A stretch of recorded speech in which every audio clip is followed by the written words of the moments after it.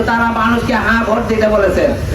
কিন্তু হ্যাঁ ভোটের স্বীকৃতির জন্য সংসদ সদস্যদের একটা শপথ ছিল, যে শপথটা ছিল সংস্কার কমিশনের সদস্য হিসাবে প্রত্যেকটা সংসদ সদস্য গণ্য হবে।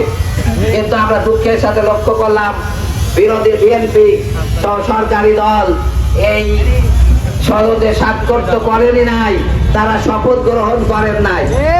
আমরা বাধ্য হয়ে তার প্রতিবাদ স্বরূপ আমরা মন্ত্রিসভার শপথ গ্রহণে আমরা অংশগ্রহণ করি নাই।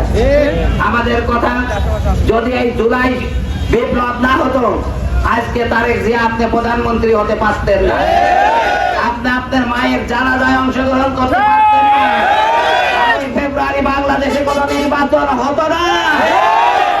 এই জুলাই বিপ্লবকে বিদ্যাঙ্গুলি দেখে আপনি আপনার সদস্যদের সংস্কার কমিশনের সদস্য হতে দেন নাই। এর মানে আপনারা হ্যাঁ ভোটের বিপক্ষে অবস্থান দিয়েছে। বাংলাদেশের জনগণ হ্যাঁ ভোটের পক্ষে, দেশের 70% ভোট পড়েছে হ্যাঁ ভোটের পক্ষে। যদি এর বিপক্ষে যান কতদিন রাষ্ট্র ক্ষমতায় থাকবেন সেটা আল্লাহ পাক ভালো জানে। আমরা চাই না আবার আর একটা বিপ্লব হোক, আমরা চাই না আবার রক্তক্ষল হোক এই বাংলাদেশে।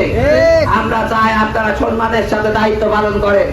এজন্য আমরা বলবো জুলাই বিপ্লব যদি স্বীকৃতি দিতে হয়, জুলাই সনদের স্বীকৃতি দিতে হবে।